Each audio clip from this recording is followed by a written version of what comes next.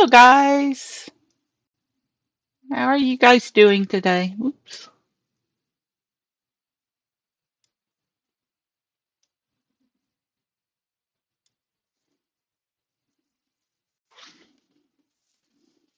Please remember to check-in will go live at 6:30 p.m., so don't forget to check in between 6:30 and 7.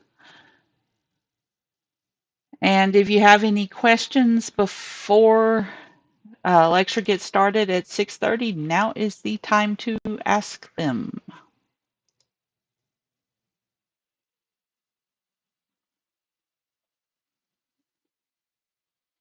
I'm doing all good. I love your hashtag. You're smiling at the world. I needed to see that today. Thank you so much. However, if you ask a good question, you might want to put at least your initial and last name.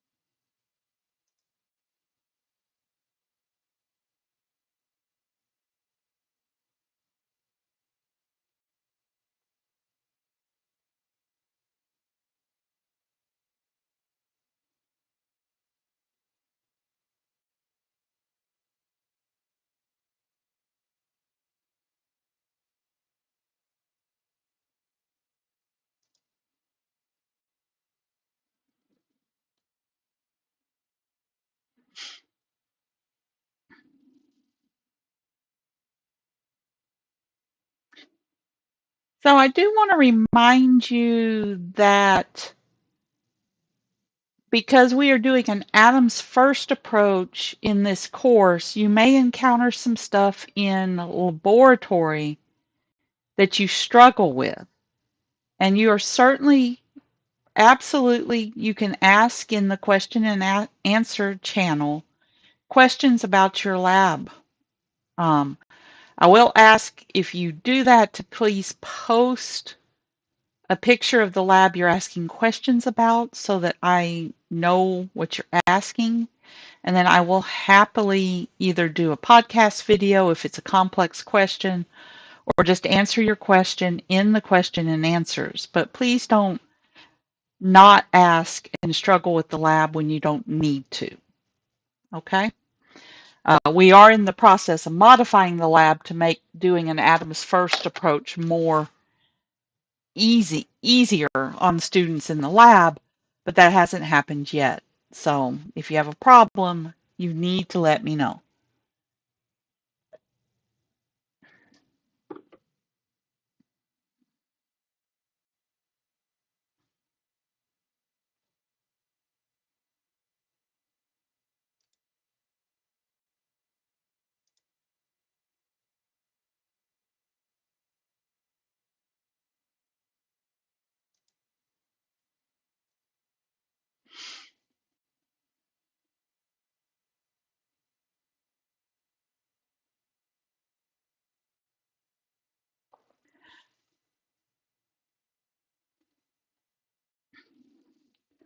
So the other thing is I will be posting an updated calendar. Absolutely. You will get to see scores. I just got the ones of you that submitted in paper. I just got your paper submissions, so I will be grading those tomorrow. Usually it takes about a week on homework assignments for me to get them graded. And then usually over the weekend is when I write solution sets to other homework, and so that you can grade your own stuff for the stuff that I didn't ask about. If I am delayed by more than a week, you should absolutely bug the crap out of me because that means I'm just procrastinating, and don't hesitate to ask daily. Um, Now, you're going to see me glance this way when I should be glancing that way, and that's just because my camera's in a different location in this setup than it was in my other setup. So it'll take me a little bit to get used to where I've got the camera positioned. So because this is a short week, it only has one lecture. I chose not to do homeworks, especially since I'm redoing the homework and adjusting the point scale.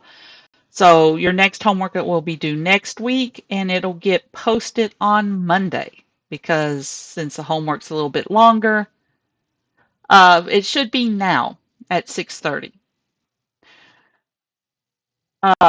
So anyway, my plan is going forward for both classes, since we're online, is to post the homeworks on Monday. They will be due on Friday. So that'll give you a week to do them. Okie dokie. So now the you'll have seen in the Teams channel a reminder that if you see a DNS, that means do not submit. Um, this morning I was doing this in 114. This evening after this class I will do this in 113. I will begin to set up the attendance assignments and the question assignments and putting points in those for the last 3 weeks. And that means that you will get ping saying an assignment just got posted. Those assignments will say DNS week 1 attendance. And you don't have to do anything. You don't have to hit submit. You don't have to do anything. I have to set a due date that's past the time when I make the assignment. I usually just let it auto set it to the next day. You can just ignore those. If they say DNS at the beginning, just ignore them. You have nothing to do with that. That's a me, not a you. And I got to have a column to put a grade in. So I'm just reminding you of that. In general, just need to remind you that that's what's going to happen. So check-in will always be at 6:30. So the form will go, because I'm going to get all of the forms set up for the rest of the semester and get them linked. So they will always turn on at the exact time the class starts, and they will turn off 30 minutes later. And that check-in will also be active for when we are meeting in person, as well as when we are meeting online. So those forms will be set up. I figured out how to sort them, which was very helpful in the online forms. So the only other thing that I would kindly ask you not to do is when I post in the question and answers channel, I post an announcement that says week 3 questions and answers. Do not reply to that. Just when you have questions that you get graded on, please post that information in the just as a general chat in that channel. It's a standard chat thing. There's a little like pencil for you to click, and then it allows you to post a question. Don't hit reply. That announcement is specifically there just to mark when the next week starts in terms of grading. I don't check that announcement for questions. It's just a marker. I check above that for the questions that were asked during that week. So just don't reply to that announcement. That's a marker. And I'm going to play and see if I can't turn off replies to a particular announcement, but I may not be able to. I could turn off the ability for you guys to reply to the entire channel, but that's not the point. So just don't hit reply. Actually, just post a question. And don't tell me you don't know how that works, because you're posting questions in YouTube, you post questions in TikTok, you post stuff. Most of you are online most of the time. This is a similar thing, just post something. Okie dokie. So we are on a discussion now of atoms, ions, and molecules. In other words, we are finally on to some chemistry. We do still have some discussion to do about significant figures and units and unit conversions, and we will do that as we work when we need it. But the next couple of chapters is on structures, and because of that, it's non-computational. So instead of having you memorize and learn something and then forget it, um, I'm going to hold off on really going over the rules of significant figures until we actually are using them, and then I will reiterate them multiple times. So when in the late 1800s, so 1860, 1850, we had advanced enough in the Industrial Revolution to have engines and to have motors and to have a little bit of electricity. So we had electricity. So we could do things like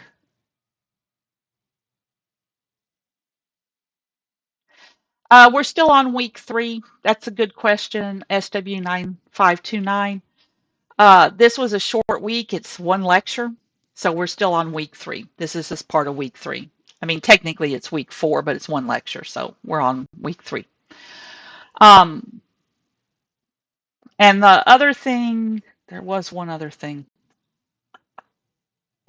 Oh, on the office hours and body doubling for tomorrow, I've decided that I'm not, I, I like the YouTube live for lecture. I do not like it for office hours and question and answer periods because there's a lag and there's a lack of, you can't you can't turn on your mic and ask a question. You can't turn on your camera and ask a question if you want to. So I am pulling the office hours and body doubling work-alongs into Teams. So it's called a town hall. You will see the link in the Teams calendar. You will see the link in classwork, just like you see the link to YouTube live chat. But it is a town hall. It's more like Zoom. So you will be able to use your camera if you choose to. You will be able to use your mic if you choose to. And then I will create a whiteboard for Gen Chem 1 and a whiteboard for Gen Chem 2 that I will have up on the screen so that if as you guys ask questions, I can answer them on the whiteboards for the relevant class. I think this will work better. I just don't, I just didn't really like how the interactions went for the office hours in as a public YouTube. I think it'll go better as a more local stream. So from the aspect of how you get into it, it's the same as what you've been doing. It's in under classwork in Teams. There's a link, and there it's also on the calendar. There's a link, and because it is set up in Teams, I think it also emailed you links. So it may also be in your Outlook calendar. In other words, it was in mine. So anyway, just so you know, it's across. That's what's going on there. Okay, so late 1800s, we had finally developed the ability to pull a vacuum on something. And because we did that, we were able to begin to investigate the nature of what matter is made up of. Now, as part of this understanding of atoms, ions, and molecules, I will be asking you to watch a series of videos, and part of your homework will be answering questions about those videos. And the reason for that is those videos cover the material in Chapter 2 and a little bit of Chapter 3, and they do it in a way that I think you will remember better than just reading the material. So those videos, they are already in Teams, but I haven't actually linked them to a particular assignment. And those videos are the ones on,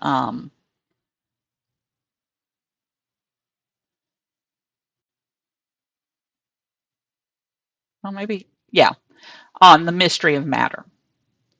So anyway, the You had to pull a vacuum in order to understand matter. We understood how matter reacted, but we didn't know what it was made of. So, um, in order to understand what it was made of, we had to pull a vacuum so that we could send smaller particles and collide the smaller particles with the bigger particles and see what happened. And when we did that, and we discovered all sorts of fun things about the nature of molecules, and what we really discovered was our atoms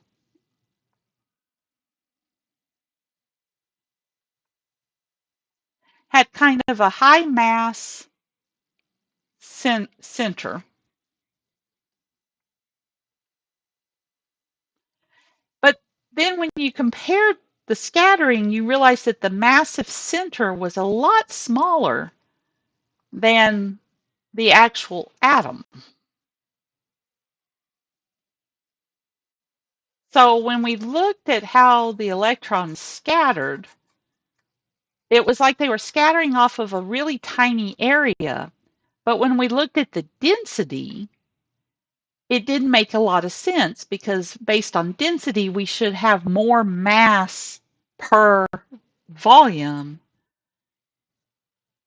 or the mass should be spread out a little bit more per volume, but it wasn't. So, um, as we continued to play with this, and basically what they were doing is they would put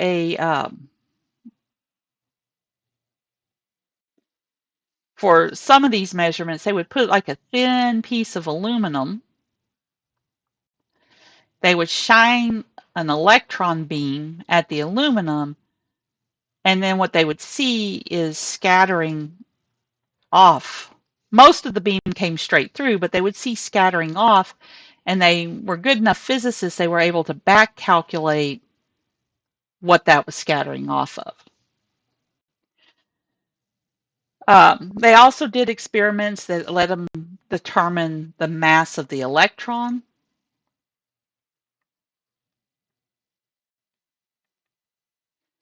Its charge, and its spin, although we didn't really understand what spin was, we understood it had some sort of weird angular momentum. We could kind of estimate the mass of the nucleus because we could get a density.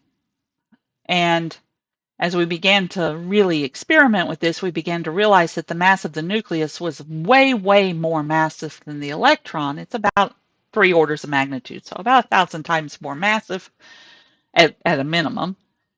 So all of these studies were being done in, the mid 1800s, so around the Civil War period of the U.S.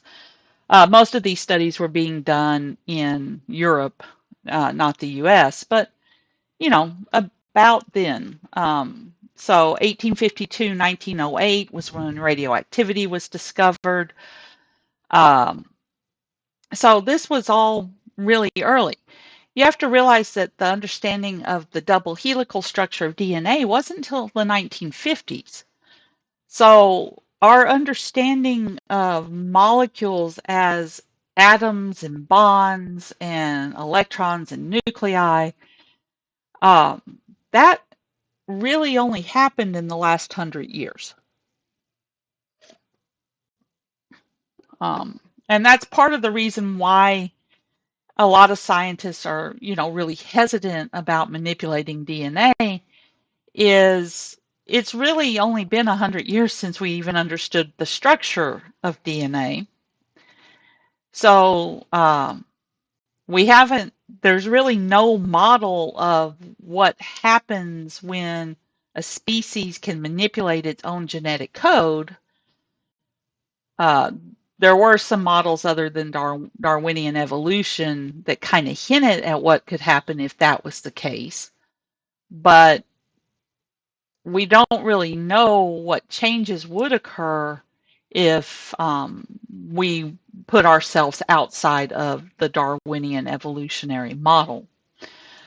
which is why there's a great deal of care being taken about the types of manipulations that we do even in the solving of disease problems. So generally speaking, for a solution that might solve a genetic issue that causes a disease, one of the current requirements is whatever you do cannot be passed on to that person's children. It can't enter what's called the germ line. It can't enter into the reproductive cells, uh, because in that way you're preserving the Darwinian evolutionary aspect of how life happens on Earth, while still also curing horrible genetic diseases. But keep in mind, that's what we're doing today. It's 2026. We didn't know that an element consisted of an atom with a nucleus and electrons in 1850. So it's only been 150 years. It's significantly huge progress that happened very, very rapidly. So today, what we have an understanding of is an atom is composed of a series of particles. The nucleus, which contains all of the mass, has protons for sure, and neutrons maybe. Protons, as a chemist, we tend to write proton as an H. As a physicist, you'll see them write it as a P. This is especially true in particle physics. And if the proton's missing an electron, there will be a plus on this. Neutrons are written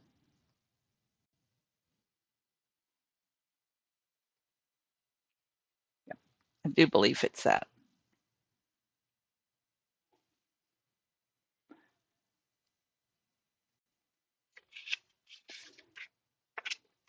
Trying to remember, since I don't write this stuff in particle physics notation most of the time, I am trying to remember if it's yep,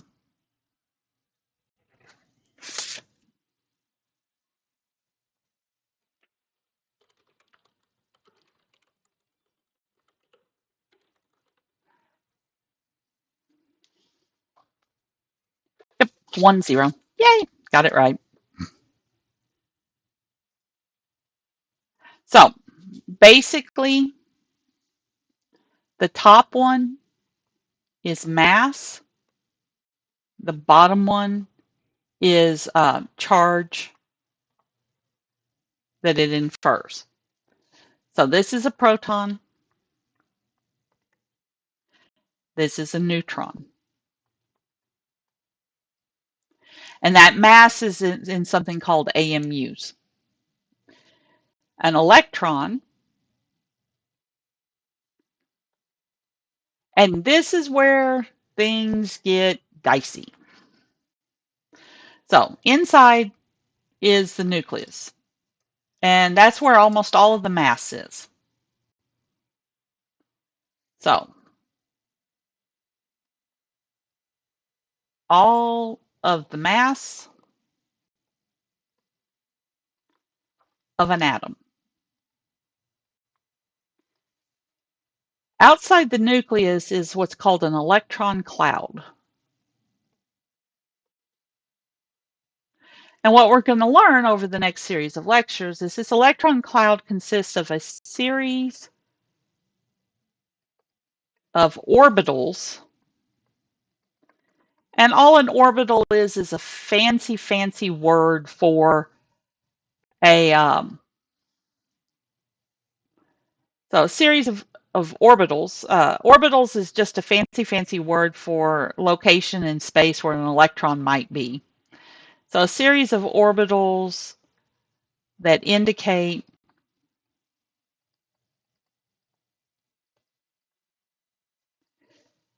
a high probability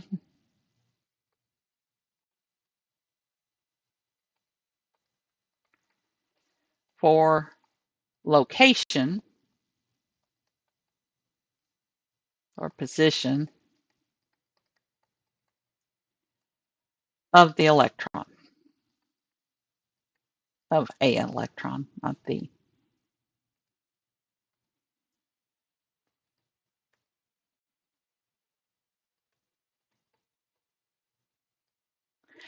Now, here's your first struggle, and it's a true and honest struggle, and don't feel bad when you struggle with this, because it is a true and honest struggle.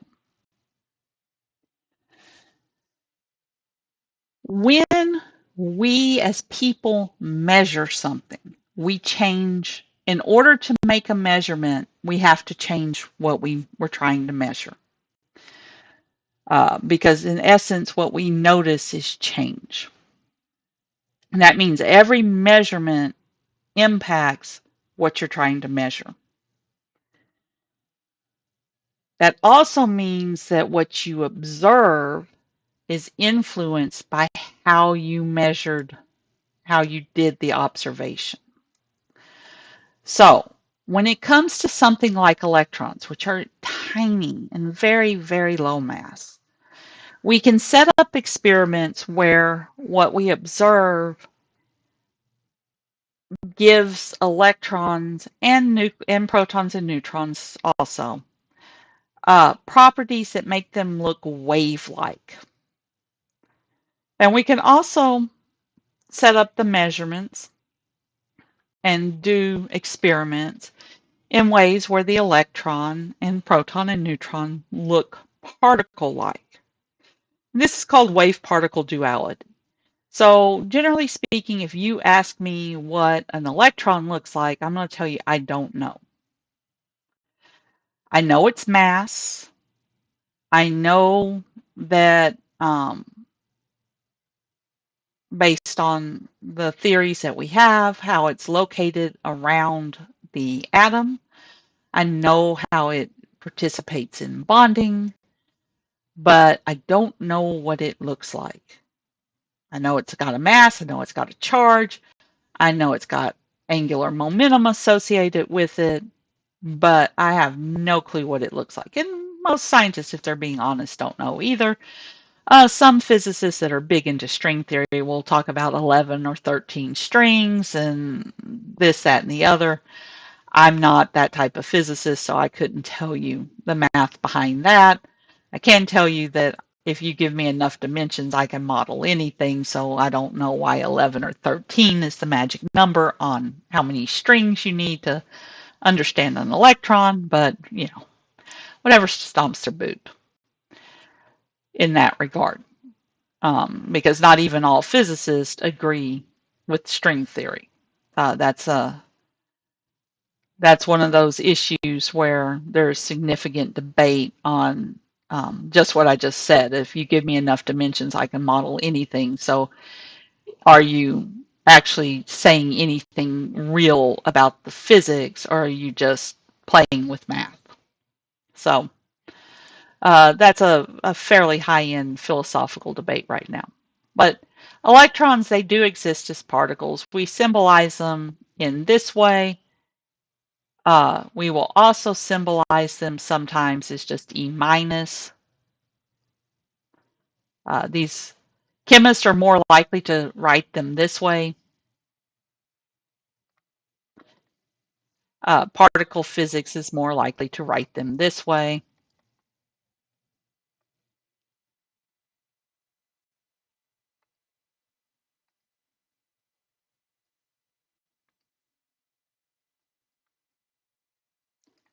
Or that way, because a high energy electron is a beta particle. So an electron moving at high energy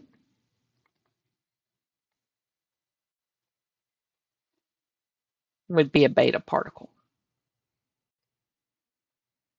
And it's the fact that they're moving at high energy that make them dangerous as a radiation source.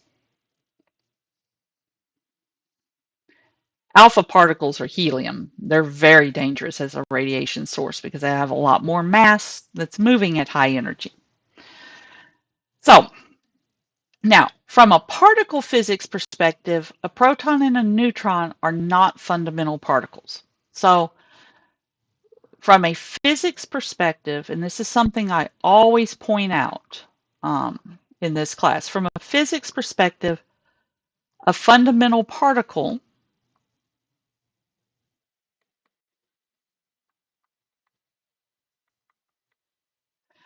does not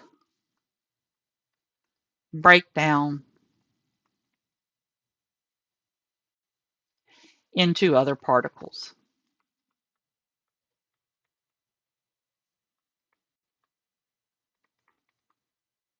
even at high energy.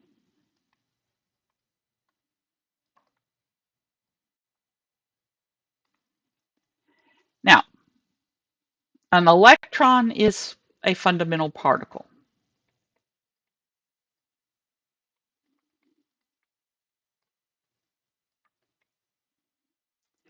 And it's the lightest of the fundamental particles that are leptons. So, for some reason that we do not understand, um,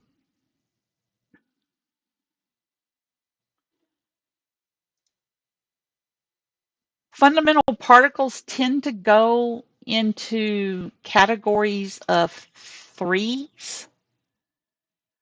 Uh, we're not really sure why they go into categories of threes.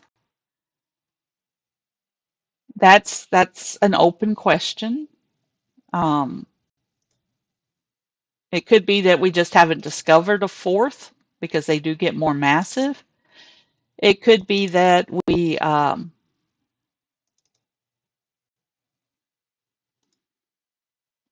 that could be a place where faith participates more than science normally allows.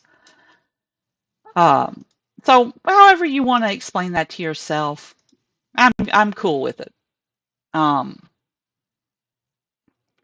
Because the truth is the fundamental particles do break down into categories of three, and no, we don't have a reason why. So, however you want to understand that, I'm open for it. So, I'm posting in your notebook a picture that just gives you the fundamental particles.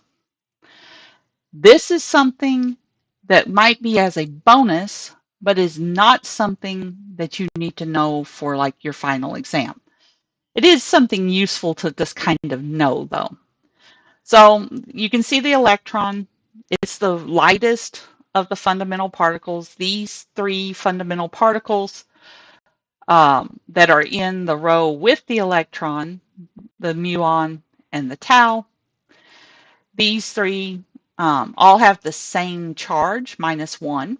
They all have the same spin, 1/2. What they are different in is their mass. So the electron is the least massive, going up to the tau, which is the most massive, and the tau is about a little over 3 times more massive.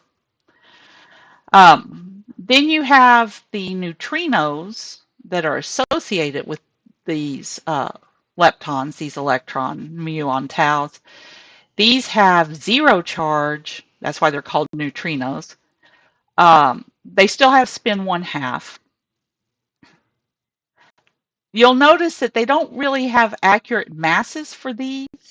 And the reason why they don't have accurate masses for these is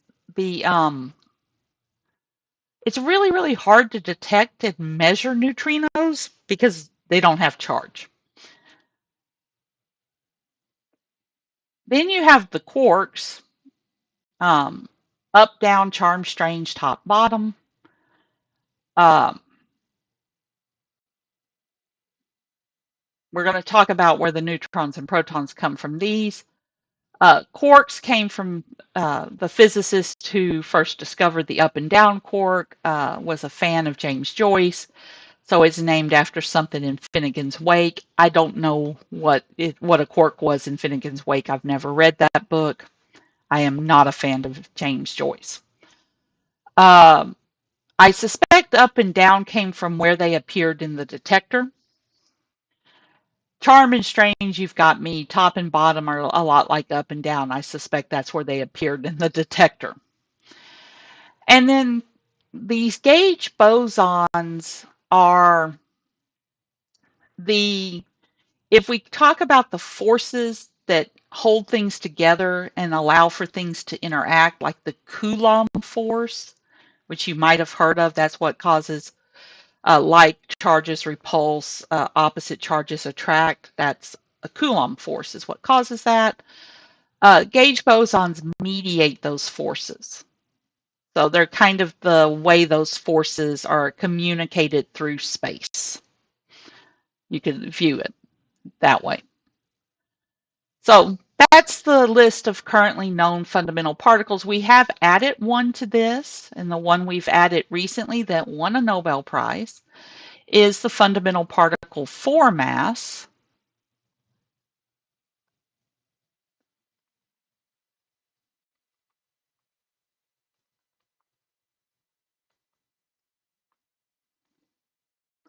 And that's the Higgs boson.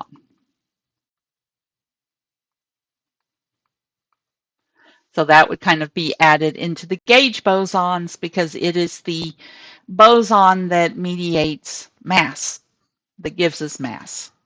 So it kind of underlies all of these. So an electron is a fundamental particle. A proton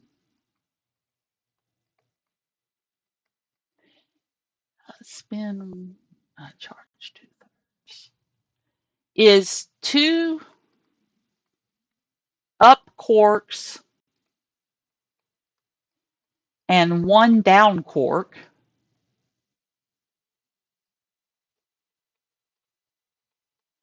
And it's held together by gluons.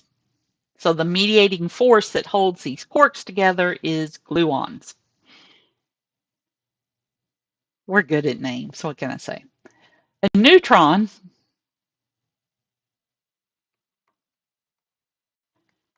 is 1 up quark and 2 down quarks.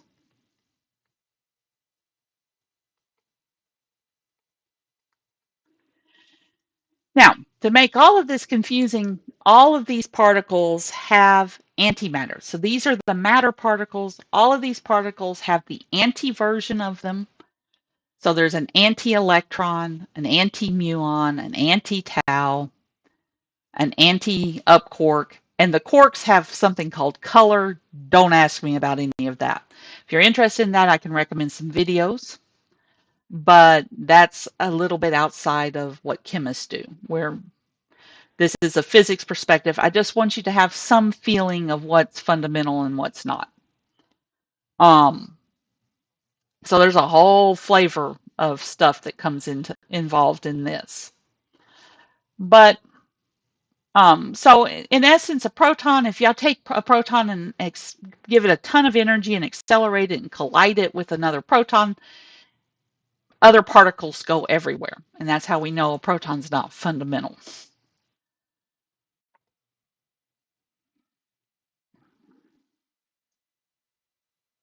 But from a chemistry perspective, so that's a physics perspective. From a chemistry perspective, our fundamentals from what we want to do is we start with protons, neutrons,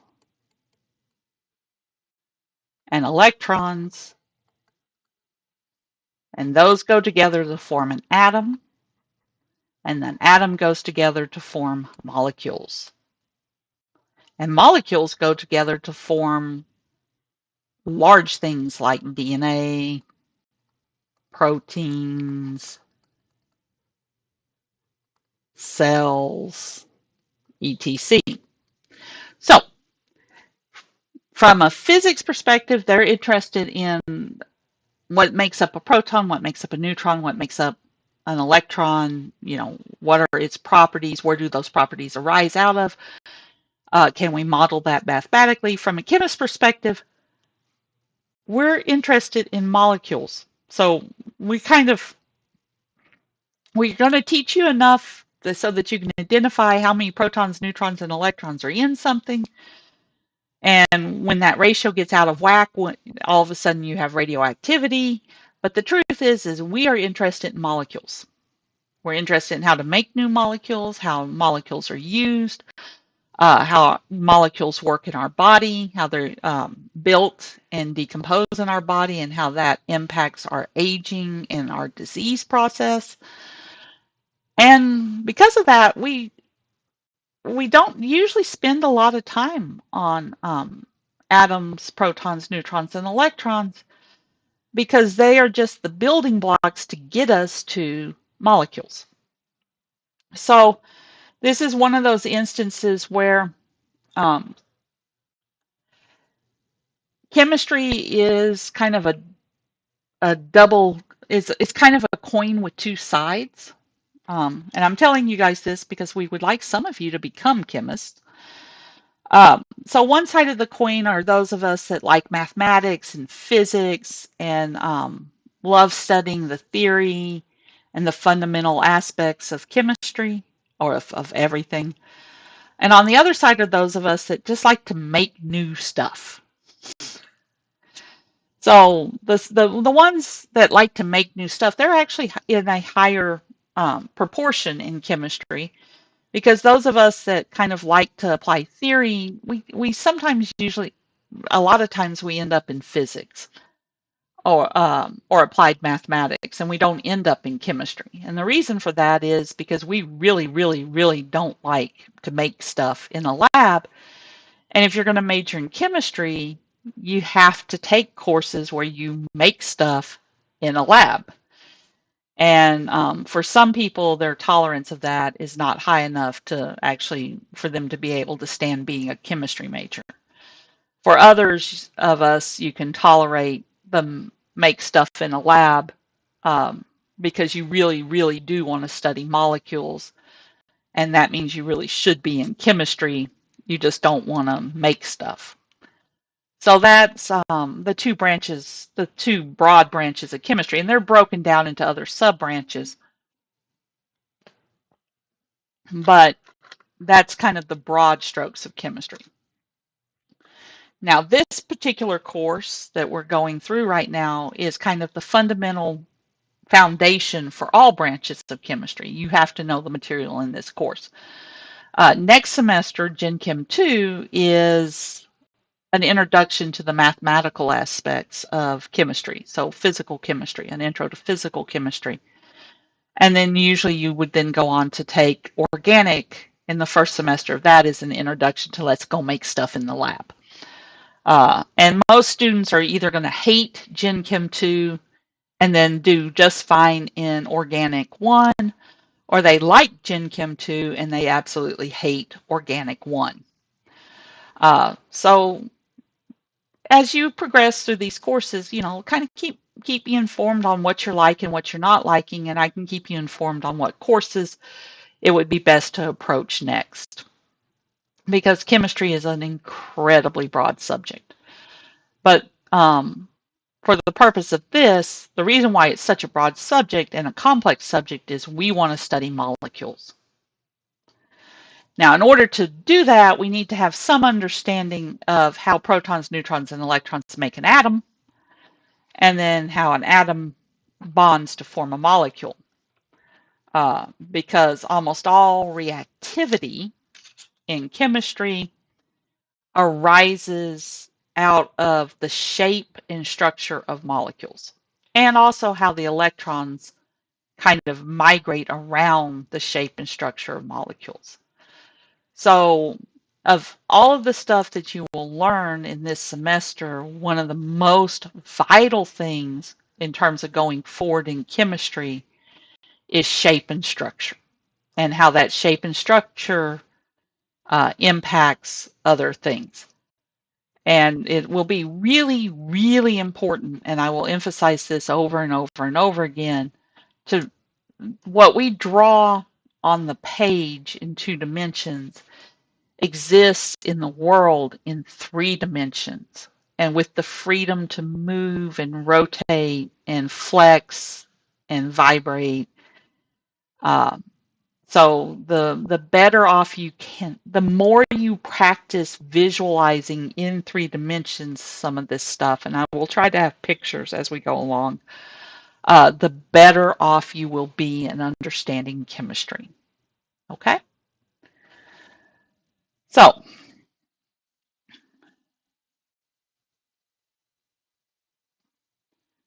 when we have, and we're going to start with hydrogen.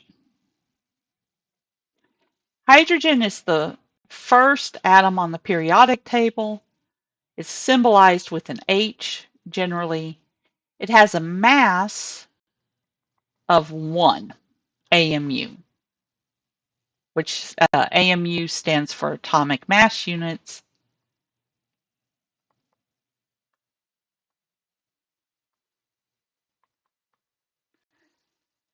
And it's got, as hydrogen by itself, it's got no charge. And that means it consists of a proton and an electron. So the proton has a mass of 1 AMU, and it's got a charge of 1. An electron has a mass of 0 AMUs. It does have mass, though. I will reiterate that in just a minute. But it has a charge of -1, and -1 plus 1 is 0. So the overall atom that we call hydrogen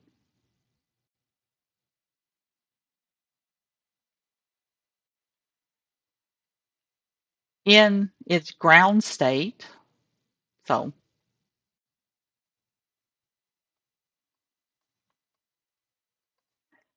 has a charge of 0 because of this.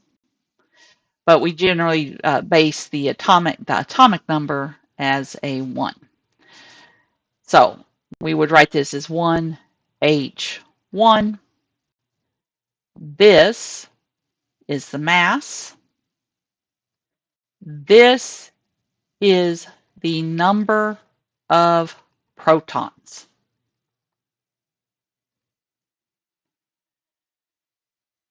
And that's how we define that. Now, if I were to write hydrogen,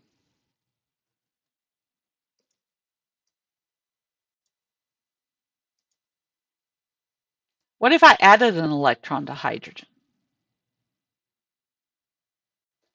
In other words, what if I had my proton, but then I had 2 electrons out here?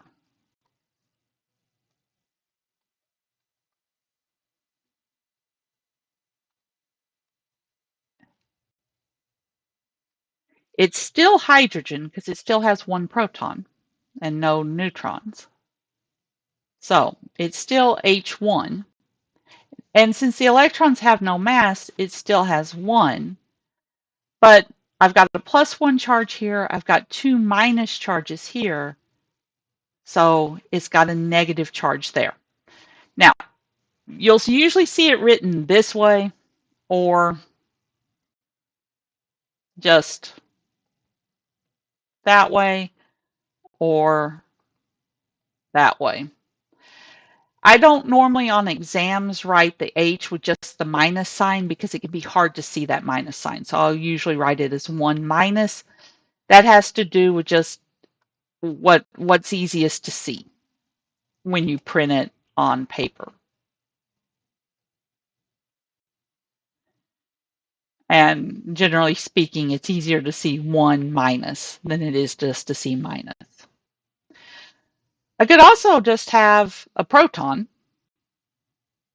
In other words, I could take both electrons off. And if I did that,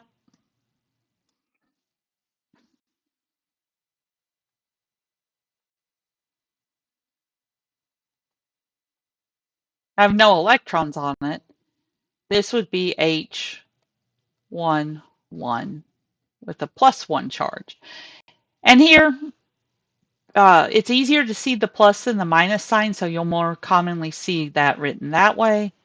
But 1 plus or those are also common ways to represent the same thing. And all of these are the same element. What's different is the number of electrons. Now, what happens if I add a neutron to this mix? See, I've only dealt with protons and electrons at this stage. So what happens now if I add a neutron?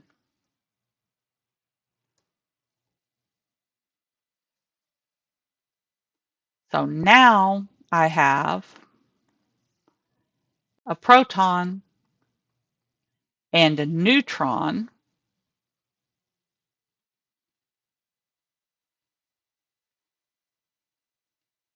in the nucleus, and I still have a single electron floating out in space.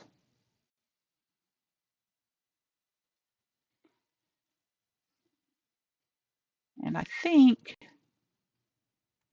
I'm going to represent that a slightly different way.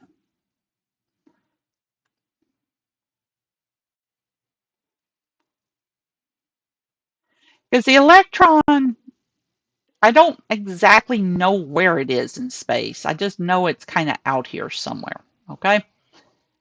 Somewhere surrounding the proton and neutron. Okay, so in this case,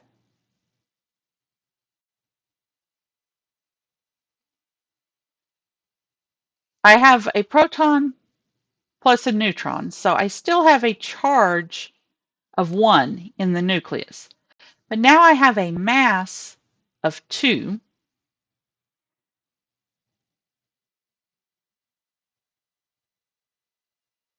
This is called deuterium. And it's an isotope of hydrogen. And it's a very important isotope of hydrogen. It's one that allows us to do MRIs because it exists. It's like 1% abundance. So it does exist enough for us to be able to detect it. And because it has different properties, because of that neutron, it has a slightly different spin property than just a proton, just hydrogen. It allows us to do certain types of MRI detection. What it really allows us to do is calibrate the instrument that allows us to detect the protons in MRIs. Now, there is a third isotope of hydrogen. That third isotope of hydrogen we only discovered much later. So that third isotope of hydrogen is a proton and 2 neutrons.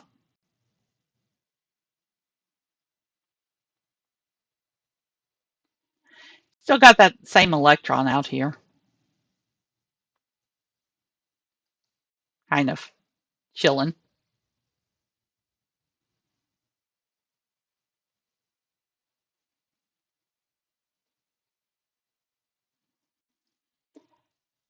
This has units, if I write it. It's got a mass of 3, but still just 1 proton. This is tritium. It's also an isotope of hydrogen, and it's radioactive.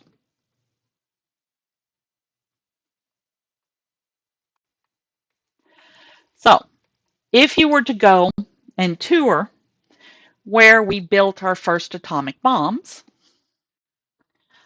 in Los Alamos in in the Nevada desert, they do allow you, it's called the Trinity site. They do allow you to do that tour twice a year. So there's 2 times a year that they allow people to go out to the Trinity site. Um, but they test you for radioactivity before you go out to the site. They tell you do not pick up anything that looks like green glass. And then they test you when you come back from the site to verify that your radioactivity has not changed and you are not carrying in your pocket any green glass. And what's in that green glass is tritium. And it was made when those bombs were tested because those were hydrogen bombs. And when they were exploded, some of the radioactive hydrogen that was in them, particularly the tritium isotope, got trapped in melted glass. So that's why it's still radioactive and why you're not supposed to be carrying it. That being said, there is green glass out in the world. You can find it in antique stores. That is also radioactive glass, but it's got uranium in it, not tritium. But if you do run across a particular shade of green, it's kind of unmistakable. You might want to test it. Of course, it is worth a lot, but yes, there is green glass that can be purchased that is radioactive. Now, notice what's different here, what distinguishes an isotope, and then we're going to take a break where you can ask questions. What distinguishes an isotope is same atomic number, and that's related, and the atomic number is the same as the number of protons, but different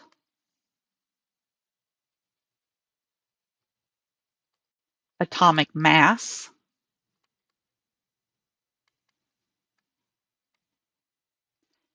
And since the atomic mass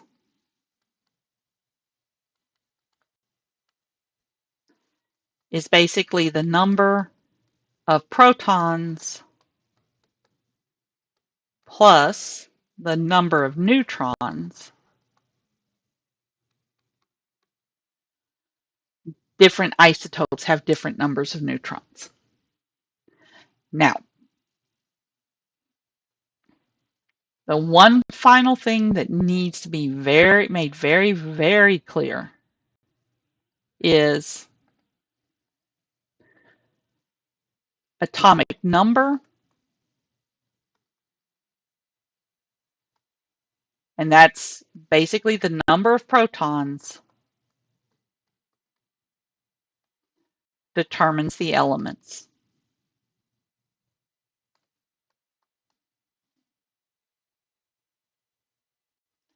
So we identify the element based on the number of protons. Now that element can exist as an ion, which is a charged version of itself, and that's means it has less than or more than the number of electrons it would have if it weren't charged. But it cannot change atomic number without losing a proton. And if you change the atomic number, you change the element. And that's actually is the difference between making a molecule and bonding and making an ion, where you lose an electron, and radioactive decay, where you change the element. So in radioactive decay, the nucleus decays and loses either protons or neutrons. In ionization, the nucleus doesn't change, and therefore the element doesn't change. You just change the number of electrons. You change its charge. Okay, we're going to take a short break, and you can ask questions as you choose.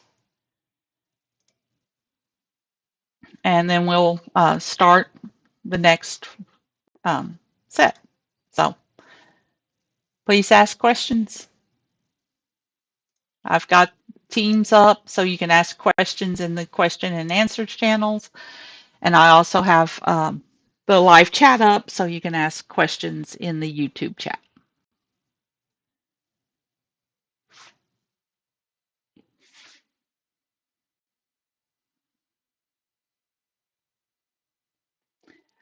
Mahira, if you'll remember last lecture, we decided we wouldn't have quizzes in this class, that we were just going to take the points from the quizzes and fold them into the homework. So there wasn't a quiz, but you do have to check in as attendance for your lecture. And that was the 6:30 to 7 p.m. form that you needed to fill out to check in.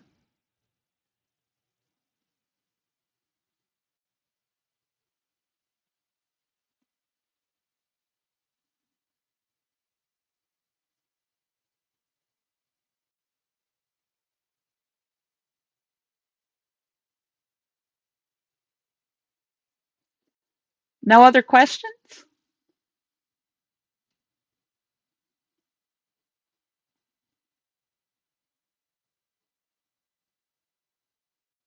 Nobody have any interest in particle physics? So do I need to dig up a video for that? I'm sure there is one online, but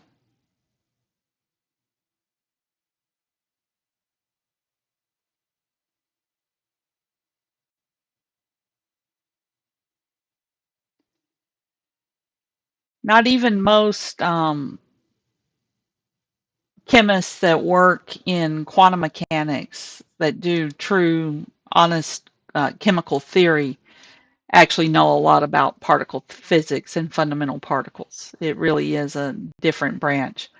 Most physics students don't cover it much either until you're a PhD student in your second year. So your second year of a PhD program in physics, you would take a course on called quantum electrodynamics or quantum chromodynamics, depending upon who's teaching it. And that's where you would do all of the theory behind particle physics.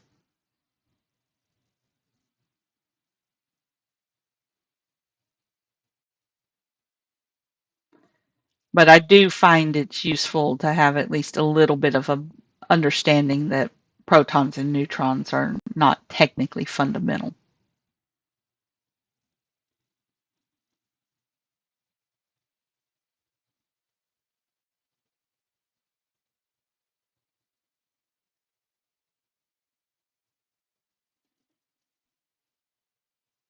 In fact, ironically, a lot of the equations on the board on this picture I pulled are from particle physics. Not all of them. A lot of them are just basic math, but some of them are from quantum physics.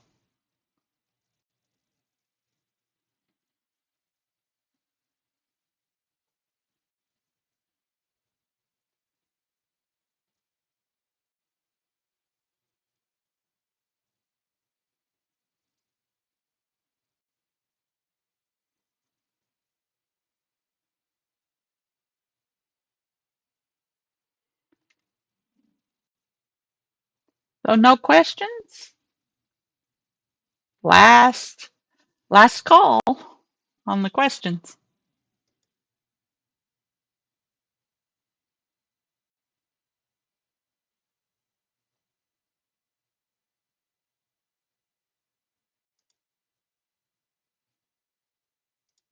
Okay. So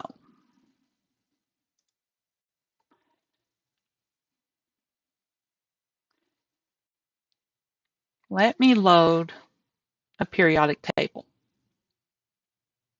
because in the end, it's the periodic table that as chemists we live by and interpret.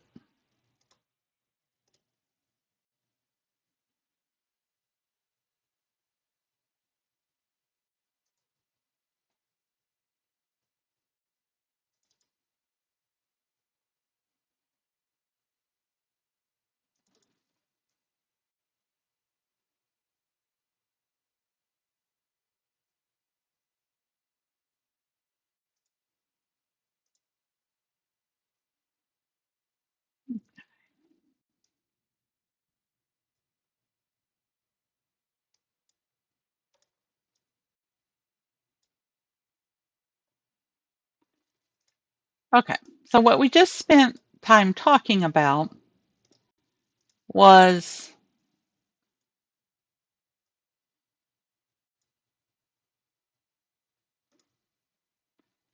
the hydrogen. So this periodic table was developed by Mendeleev, and one of the videos that I will have you guys watch as part of your homework is on the development of this periodic table. And he was setting it up because he was trying to teach freshman chemistry.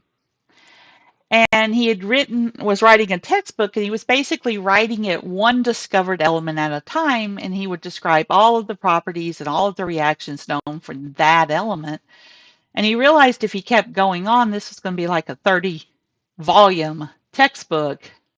So he needed to come up with some way to simplify that, to make it easier to study and understand. And so he began to sort the elements that were discovered at that point based on how did they react chemically. Um, so just based on empirical knowledge on how do these elements react. And what he discovered was that he could form families of the elements. So like all of these elements react in a similar way. All of the elements on this side were completely non-reactive. And, he was going through. Now, one of the really clever things that he did was he was also decided to organize based on mass. So he put them in order based on mass, but then kind of also stacked them based on reactivity. And it was working out great until he got to these two particles. So iodine and tellurium.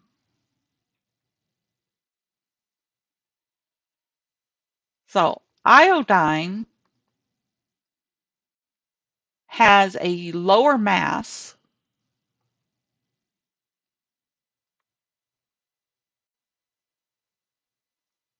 than tellurium.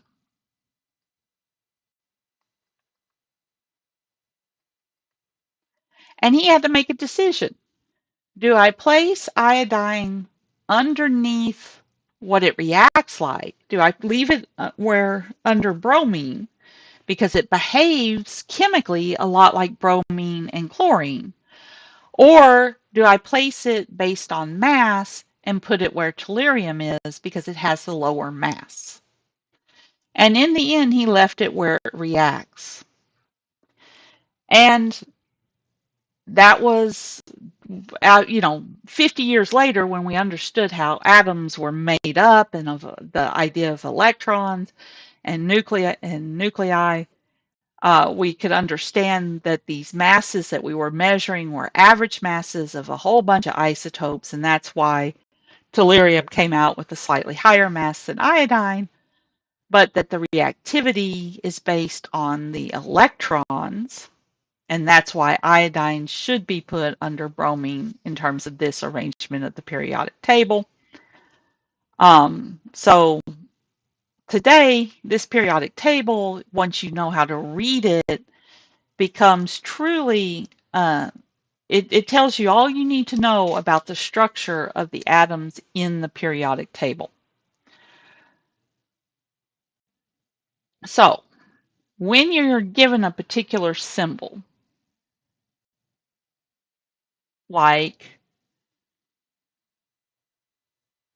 206 PB. Now, PB is lead, and let's go ahead and talk about what you should be memorizing. So, in terms of the names that you should know and the symbols you should know before the first exam,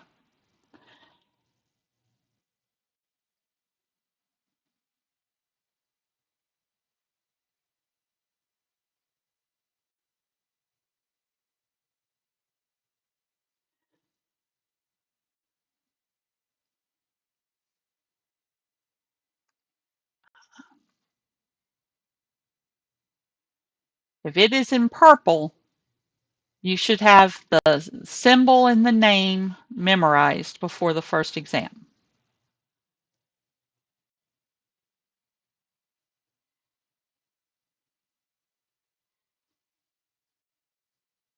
Then,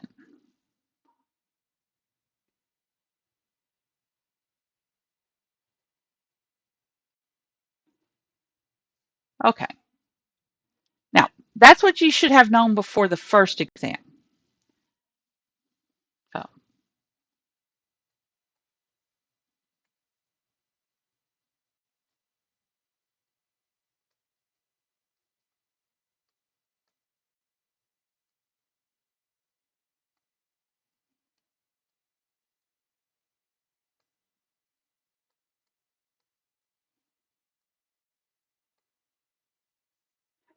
before the second exam, you should also have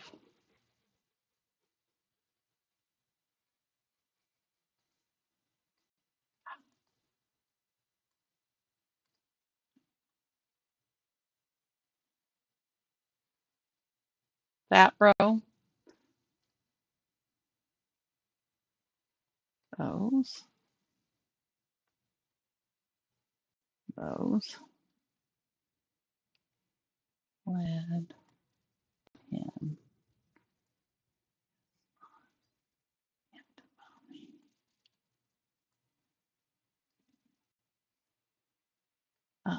Intium.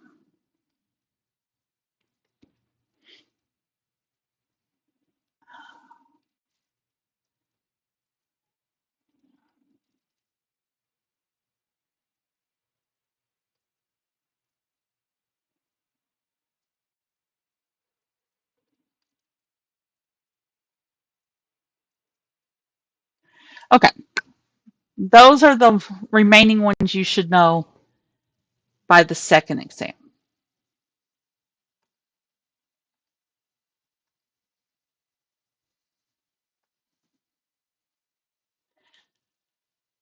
Now, it's not that you, why just those? Those are the ones that most commonly appear in chemistry labs as um,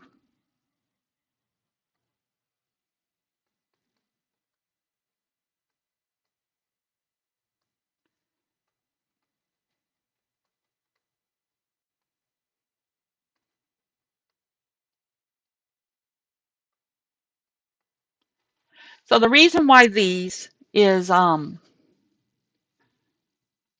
I need to pop barium as well. These are ones that you're going to run into in the lab. These are also ones that are poisonous to the body in some sense. So you're going to run into them if you read medical about different poisons and things like that. Some of these are really good catalysts, so they're used in industrial chemistry. Some of these are really good lubricants, so you've actually probably used them as a lubricant for something or in gemstones. So that's why this particular set of compounds is listed as should be memorized.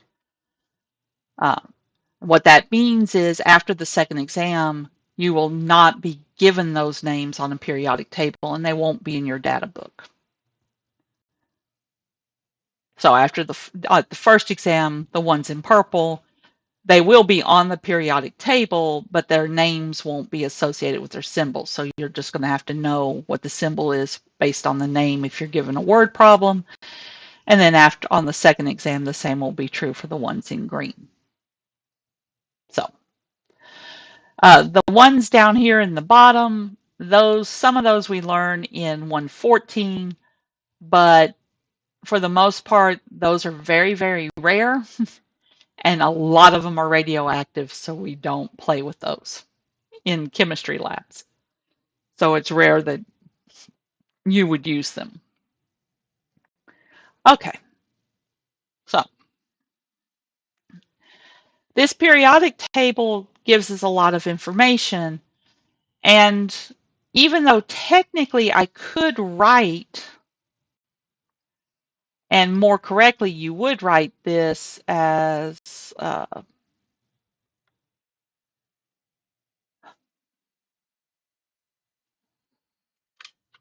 would help if I gave you one that you could read periodic table wise.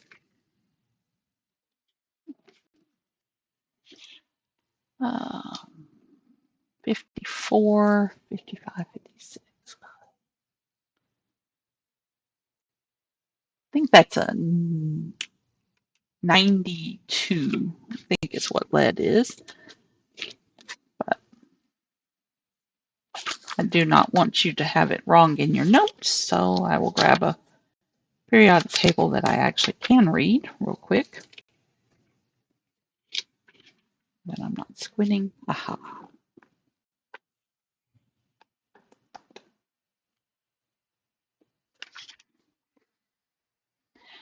Lead's kind of important because it's the last, it's the heaviest, heaviest, truly stable ion element on the periodic table. So a lot of the heavier elements on the periodic table, when they decompose radioactively, decompose to lead.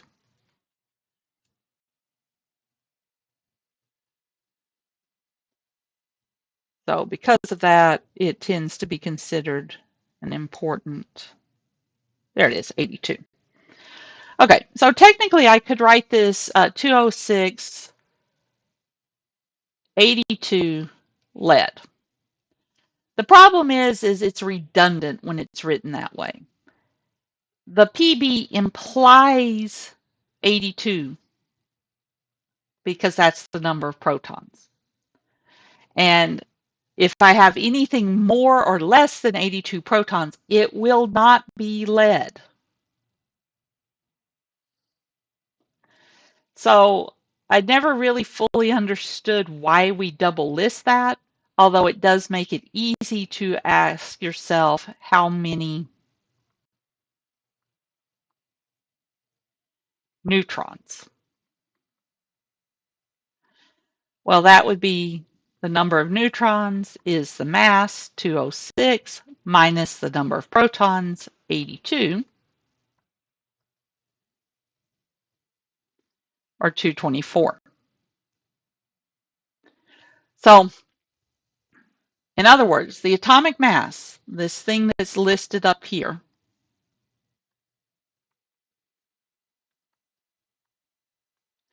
also isotope mass is another name for it,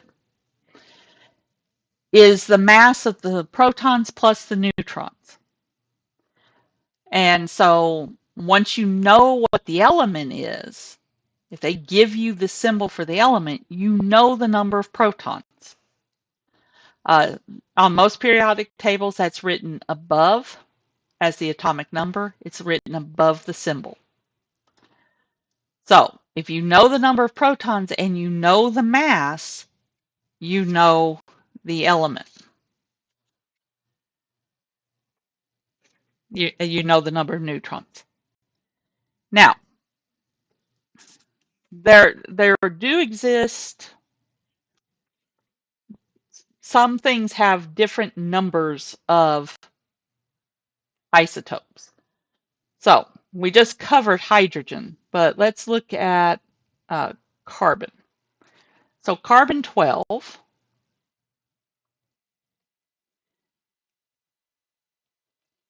has an atomic mass of exactly 12.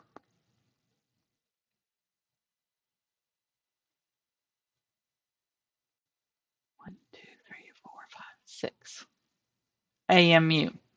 And it's exactly 12 by definition. This is our standard. We measure everything on the periodic table in terms of atomic mass relative to carbon 12. So we have literally defined the atomic mass of carbon 12 as 12 AMU. Carbon 13 has a mass of 13.00335 AMU. Now, if I were to just if I look at the mass on the periodic table, if I just go onto my periodic table, I see that the mass is 12.011 AMU.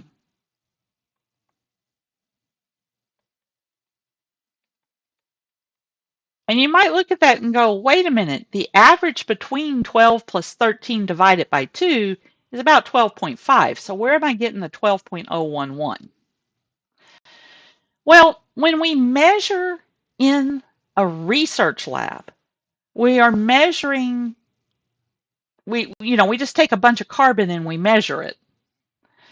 So what we haven't accounted for when I just write the atomic mass is how much of these two isotopes are available in nature. So carbon 12 is 98.90.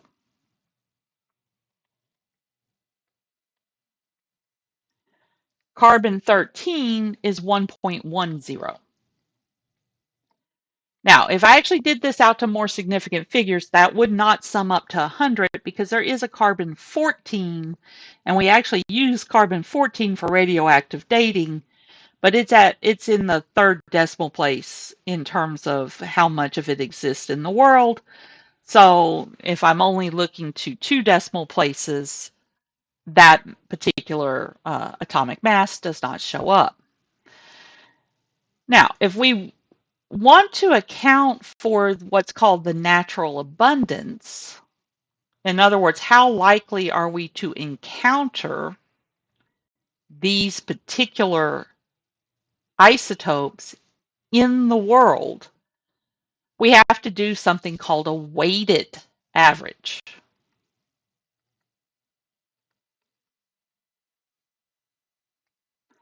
We have to weight the average we take relative to the natural abundance.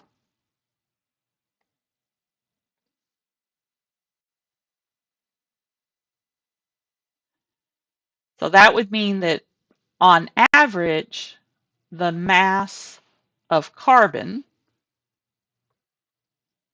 would be 0.9890 times 12.000000 AMU plus 0.0110, that's the abundance of carbon 13, times 13.003355. Okay, now this is a really good problem to discuss rules for significant figures in terms of multiplication and then addition. You have to do it in terms of order of operation. So the first thing I do is I do multiplication. So if I do on the first multiplication, 9890 times 12,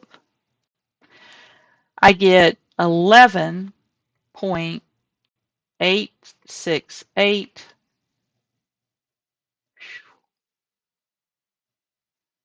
That should be AMU, not atmospheres.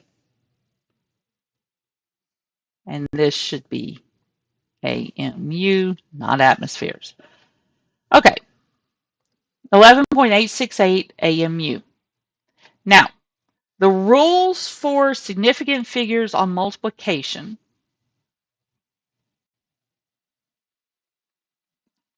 and division are we keep the same number of significant figures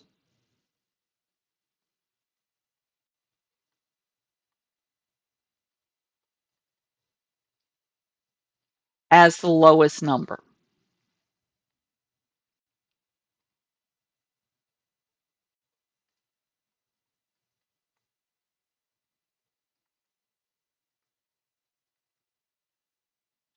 Okay, so this has 4 significant figures. This has 1, 2, 3, 4, 5, 6, 7, 8 significant figures. 4 is less than 8, so this I should keep to 4. That 8 is insignificant. Then 0.011 times 13.003355 is 0.1430 AMU. Now here I have 3 significant figures and 1, 2, 3, 4, 5, 6, 7, 8 significant figures. So I get to keep 3. So that's the last insignificant figure, and I get rid of that one. Okay, so now I add the 2.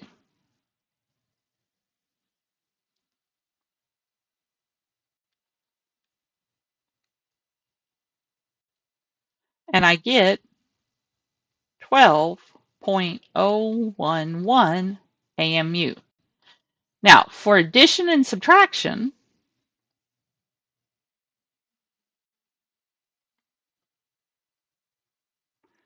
the rule is lowest precision.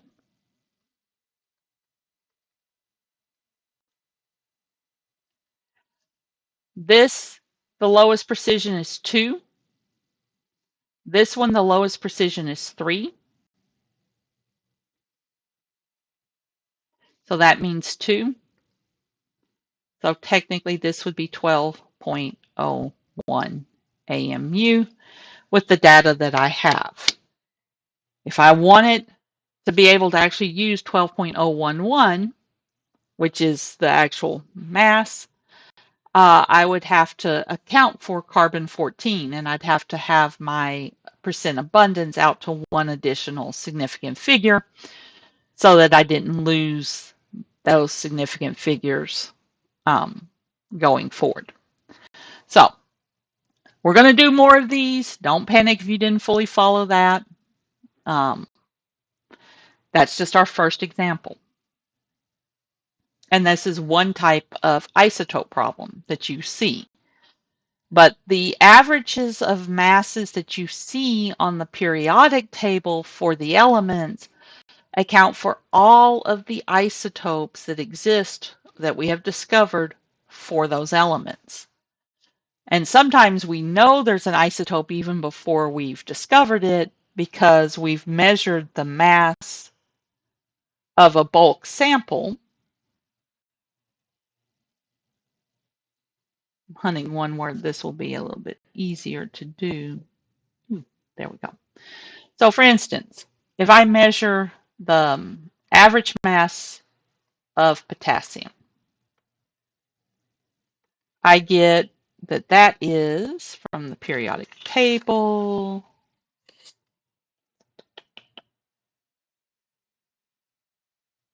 Nope, I don't need melting point. I need mass. I don't need atomic number. I need mass. I need the periodic table. That would be very helpful.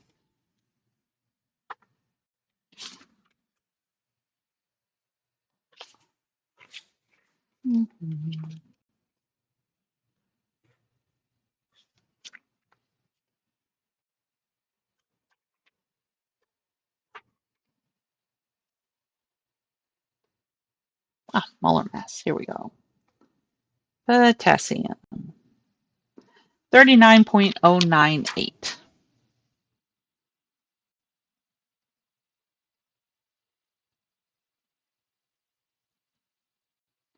And then when I do something called a mass spec, I get a isotope of potassium, potassium 39, and it has a mass of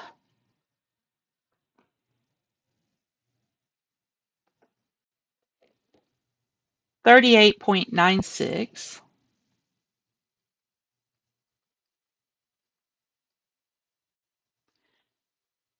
3707 AMU, and its percent abundance is 93.258.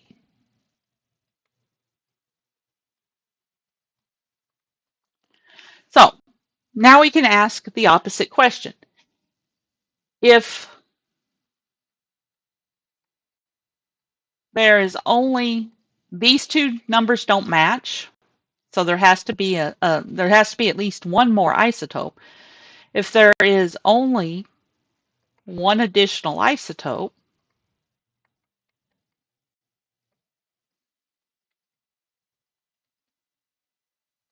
what is it? So we set up a very similar equation to what we just set up above, but we kind of flip it. So first thing we have to work out is percent abundance. So the maximum percentage is 100. I've already accounted for 93.258 of that percentage. So if there's only one isotope, then it exists as a abundance of 6.742%. Now, you're saying, wait a minute, you just told us that on subtraction we keep the lowest precision, and that 100 does not have 3 decimal places. Well, this 100 in terms of significant figures has infinite significant figures and infinite precision because it's an exact number. It's a percentage. It's an exact number. The maximum percentage you can have is 100% exactly. And that's why it has infinite significant figures, infinite precision. There's very few exact numbers in science. But when there is one, I will let you know. That one is obviously 1. Okay, so now we set up exactly like we set up that last equation. So we have the average mass, 39.098 AMU, and that's equal to 0.93258 times 38.963707 AMU plus 0.06742, and I don't know the mass of this one, so that's where the X comes in. So now I have an equation, an algebraic equation. So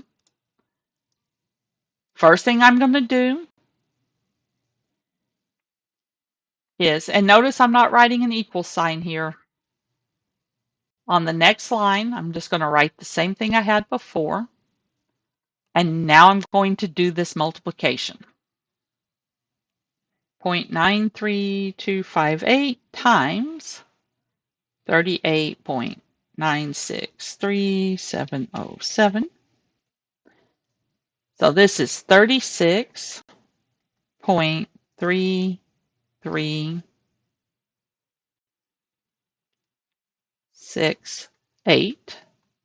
AMU. Now, this thing has 5 significant figures. This has 1, 2, 3, 4, 5, 6, 7, 8 significant figures.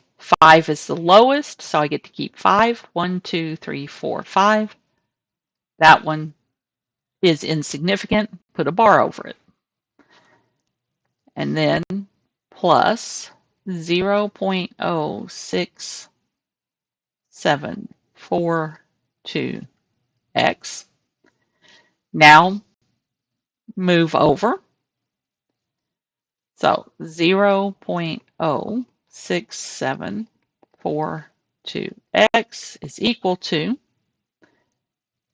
39.098 AMU minus 36.3368 bar AMU. Now, I moved the 36 over to the left-hand side. I did flip the entire equation, but I just did that where the x would be on the left-hand side. That's how my brain thinks. But that does not change the algebra. So I could have written this just as easily. 39.098 AMU minus 36.3368 AMU equals 0.0674 X. Now, you need to work enough problems where you can do this in your head, do these type of manipulations in your head. I'm working it out in detail where you can see them because some of you may have forgotten your algebra. But you need to practice where this is, where the algebra is not foreign to you.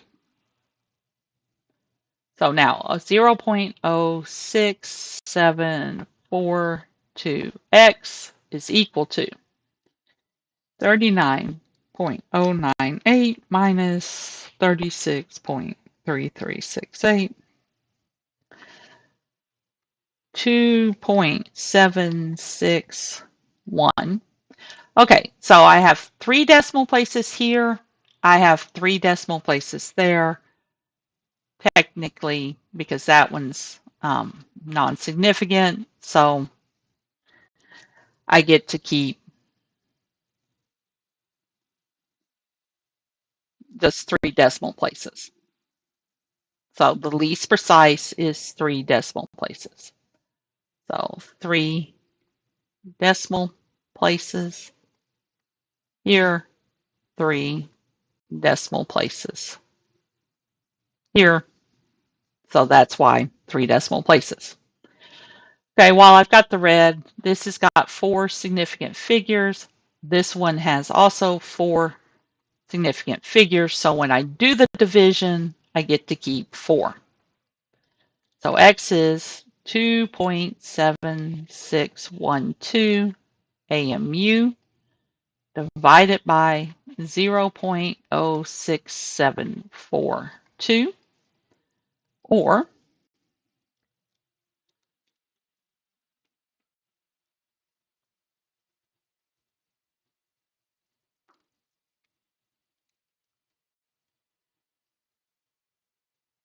40.955, and I only get to keep 4, so that's a bar. So 40.96 AMU.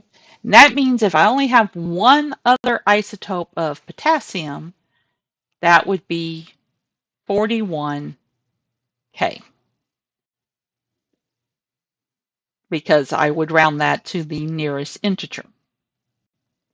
So that means my 2 isotopes of potassium are 41K and 39K. So now if I ask number of protons, number of neutrons, number of electrons. So number of protons, it's potassium. So potassium has, its atomic number is 19. So it has 19 protons. And since both of these are potassium, they both have 19 protons. The number of neutrons for this one is 41 minus 19, or 22. The number of protons for this one is 39 minus 19, or 20. And the number of electrons, well, neither one of these is sporting a charge on the right-hand side. So the number of electrons equals the number of protons. So that means 19.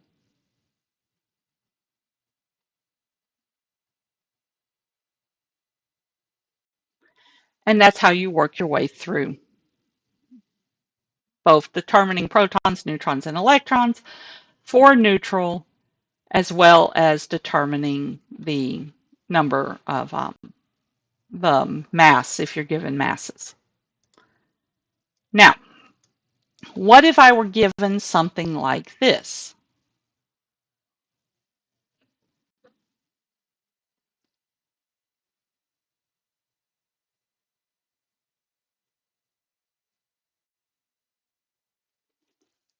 and compare that to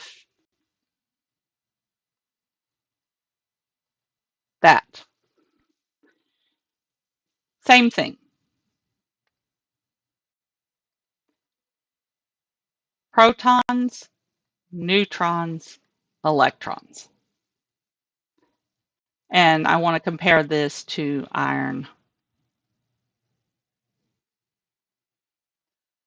54.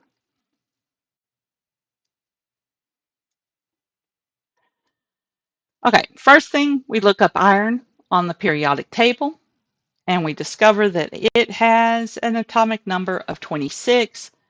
So that is the number of protons. So this is coming straight from the atomic number.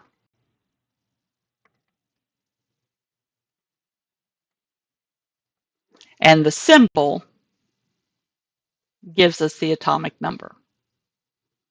So if you're given the number of protons, you know the symbol and you know the element.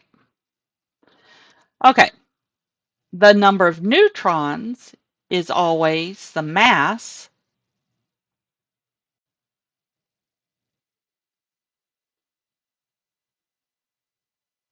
minus the number of protons. And since all of these have the same mass, it's 54 minus 26 for each of them.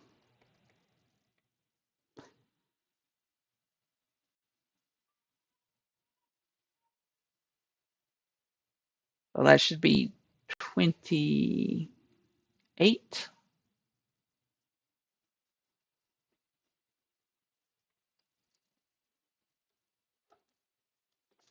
Yes.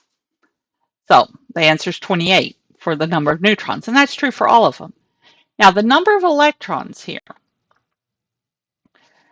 if I have a positive charge,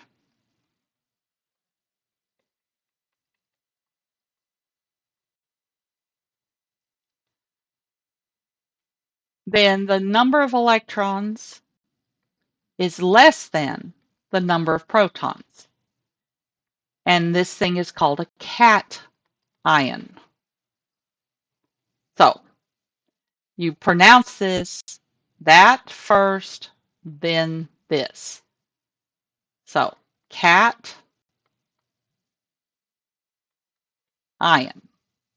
is how that's pronounced. If I have a negative charge,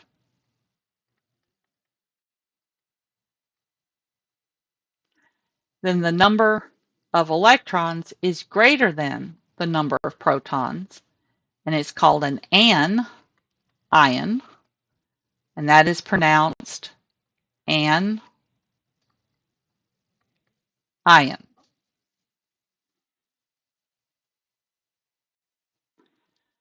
Okay.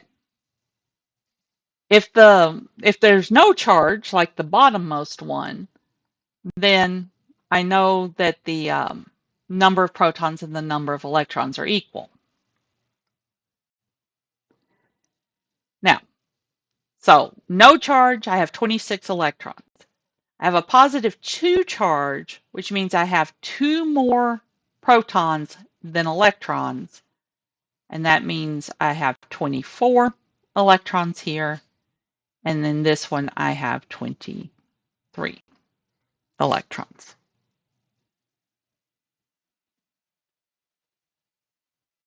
And that's how you work out for ions, how to deal with this.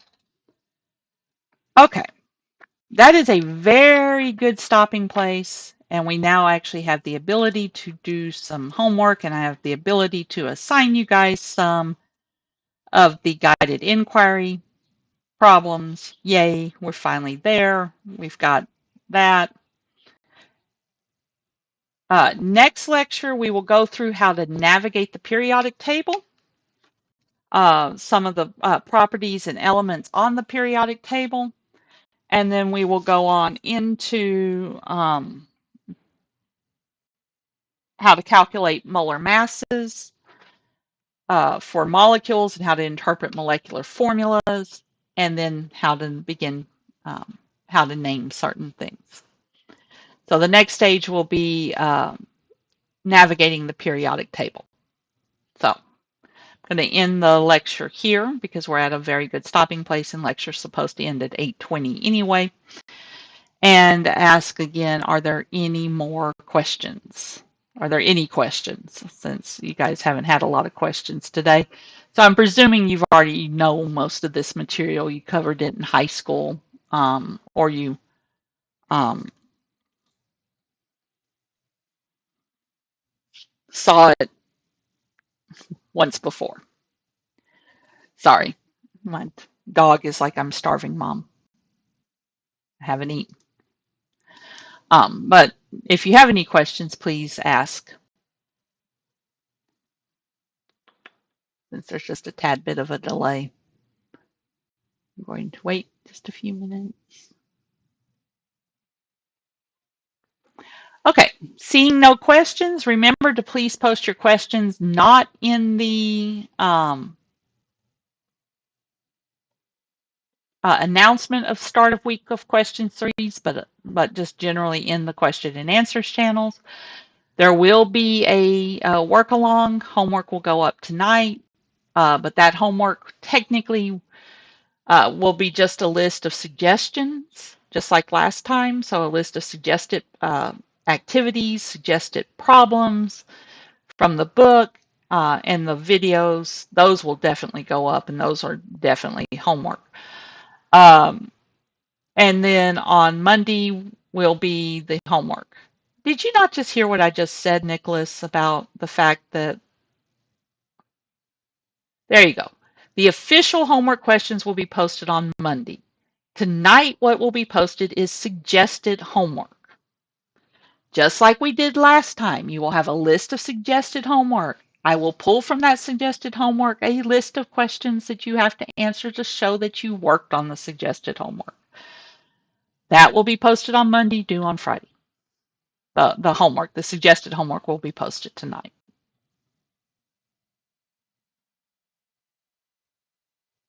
Okie dokie.